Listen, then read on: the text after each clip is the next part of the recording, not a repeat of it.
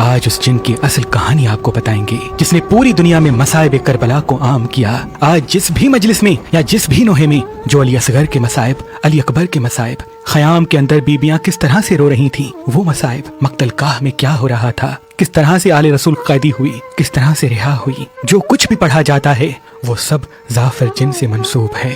لیکن افسوس تمام مجالس پڑھنے والے اس ظافر جن کو بھول گئے اور ظافر جن کے بارے میں آدھی ادھوری معلومات دیتے ہیں۔ میرے دادا حضرت شاہ شمس تبریز سبزواری اور قلندر شہباز فرماتے ہیں کہ ظافر جن کسی کنویں میں رہنے والا ایک معمولی جن نہ تھا، بلکہ وہ تو اس دنیا کے 7ویں حصے کا مالک تھا۔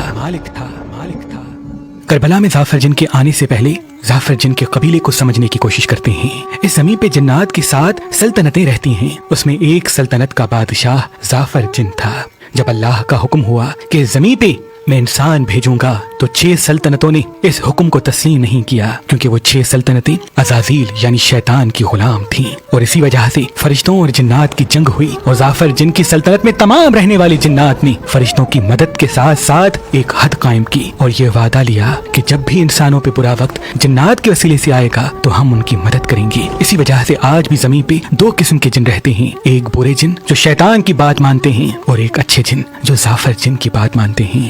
ظافر جن کی 3 شادیاں اور 7 ان کے اولاد ہیں، جن میں سے 3 بیٹے اور 4 بیٹیاں ہیں۔ بس دور بدلتا رہا، یہاں تک کہ آدم سے ابراہیم، ابراہیم سے موسیٰ علیہ السلام اور موسیٰ سے حضور پاک کا زمانہ آ گیا۔ امام علی علیہ السلام حضور پاک کے ساتھ جنگ سکاکا سے واپس آ رہے تھے۔ بیر العلم کے میدان میں جب ایک کنویں سے جنات انسانوں کو پانی پینے نہ دے رہے تھے تو امام علی علیہ السلام اس کنویں میں کودتے ہیں اور جنات سے لڑتے ہیں اور ان کو شکست دیتے ہیں۔ وہ کنواں عزازیل کی سلطنت میں آتا تھا، لیکن جیسے ہی ظافر نے یہ محسوس کیا کہ میرا مولا علی جنات سے لڑ رہا ہے تو فوراً اپنے جنات کے ساتھ اس کنویں میں داخل ہوتا ہے اور امام علی کی خدمت میں عرض کرتا ہے، اے میرے مولا میرے لیے کیا حکم ہے؟ امام علی علیہ السلام ان تمام شیطان جنات کو مات دینے کے بعد جنات کے قبیلے بہل جو رشتے میں عزازیل کا چچا تھا اس سلطنت کا سردار بناتے ہیں کہ ظافر کی شادی بہل کی بیٹی سے میں کرواؤں گا تاکہ یہ دونوں سلطنتیں اہل بیت کی مرید بن کے دوسرے جنات پر اسلام کا پیغام پہنچا سکیں۔ بس دور گزر ہی رہا تھا،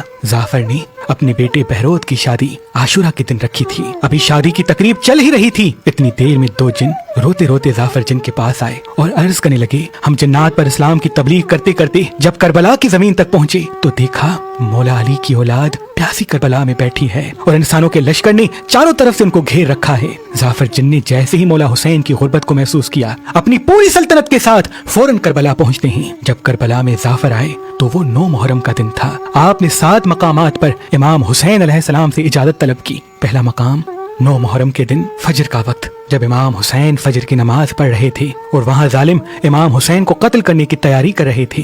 ظافر جن دستی ادب کو جوڑ کے عرض کرتا ہے اور کہتا ہے، اے میرے مولا حسین میں 2 سلطنتوں کو ساتھ لے کے آیا ہوں، مجھے حکم دیں یزید کی تمام فوج کو فنار کرتے ہیں۔ امام حسین نے فرمایا، اے ظافر اپنی بائیں جانب دیکھ۔ ظافر دیکھی تو میکائیل و جبرائیل علیہ السلام کھڑے ہیں۔ پھر مولا فرماتے ہیں، اے ظافر اپنی بائیں طرف دیکھ۔ ظافر دیکھی حضرت اسرافیل و عزرائیل علیہ السلام کھڑے ہیں اور وہ کہتے ہیں، مولا حکم دیں ہم ابھی قیامت لاتے ہیں۔ امام حسین نے سب کے لیے فرمایا، اے ظافر یہ صبر کا امتحان ہے، شجاعت کا نہیں۔ میرے خون کے بعد ہی انسان اسلام کی اہمیت کو سمجھیں گے اور میرے نانا حضرت محمد مصطفیٰ صلی اللہ علیہ وآلہ وسلم کی نبوت کا اقرار کریں گے۔ 9 محرم کا دن گزرتا ہے، ظافر دیکھتا ہے خیام میں بیبیاں کیسے اپنے بچوں کو 10 محرم کے لیے تیار کر رہی ہیں اور جوان امام حسین پہ قربان ہونے کے لیے کیسے اپنی بہادری کا جوہر دکھا رہے ہیں۔ بس 10 محرم کی رات ظافر جن پھر روتے روتے امام حسین کے پاس آتے ہیں۔ امام حسین ان کو اجازت نہیں دیتے۔ جیسے ہی 10 محرم کا سورج طلوع ہوتا ہے علی اکبر اذان دیتے ہیں، فوج یزید نماز میں حملہ کرتی ہے، ظافر جن دوڑتے ہوئے آتے ہیں۔ امام حسین اجازت نہیں دیتے۔ بس ایک اہل بیت کے ماننے والا خاندان کا جوان شہید ہوتا جاتا ہے۔ امام حسین ظافر کو اجازت نہیں دیتے۔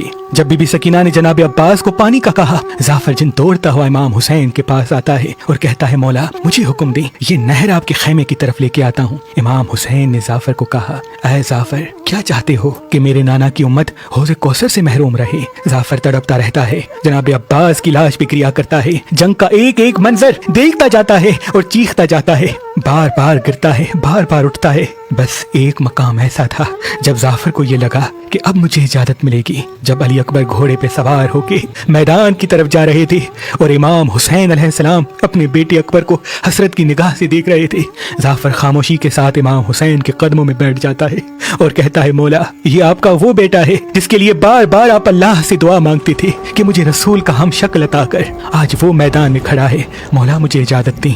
इमाम हुसैन फरमाते हैं, मैंने अल्लाह के दीन के लिए अपना अकबर कुर्बान कर दिया। बस जैसे ही जनाब अकबर को पर्ची लगती है, इमाम हुसैन दौड़ के शहजादे की लाश पे पहुंचते हैं। एक हाथ पर्ची पे रख के जैसे ही अल्लाह का नाम लेके निकालते हैं, जाफर तड़पने लगता है और इमाम हुसैन के हाथों पे अली अकबर का कलेजा होता है। बस मौला आखिरी हुज्जत तमाम करने के लिए फौजी यजीद से मुखातिब होकर कहते हैं, हल मिन नासिर यंसुरना, है कोई मुझ गरीब की मदद करने वाला? जाफर इजाजत तलब करते हैं।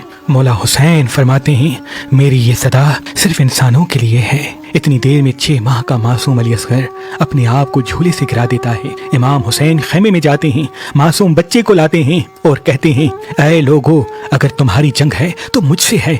इस 6 माह के मासूम बच्चे ने तुम्हारा क्या बिगाड़ा है? इसे थोड़ा पानी दे दो। फौज हंसती जाती है, जाफर तड़पता जाता है। इतने में हुरमला तीर चलाता है, मासूम बच्चे को लगता है और मासूम अली असगर इमाम हुसैन के हाथों में तड़पना शुरू कर देते हैं। जाफर से ये मंजर देखा नहीं गया। वो फौरन अपनी माँ के पास आता है और कहता है, ऐ मेरी माँ, आज मैं एक ऐसी मुसीबत में फंस गया हूँ जिसका मुझे कोई हल नहीं मिल रहा। मैं बार बार अपने मौला से जंग की इजाजत लेना चाहता हूँ, लेकिन मेरे मौला हुसैन मुझे इजाजत नहीं देते। बस पूरी सल्तनत जाफर जिन और उसकी माँ के साथ करबला के मैदान में पहुँचती है। तमाम जिन्नात देखते हैं कि इमाम हुसैन लाखों के लश्कर को फिन्नार कर रहे हैं। जाफर जिन और उसकी माँ इमाम हुसैन के करीब आके अर्ज करते हैं, मौला हमें इजाजत दीजिए। मौला हुसैन फरमाते हैं, मेरे खून से अल्लाह का दीन बचेगा।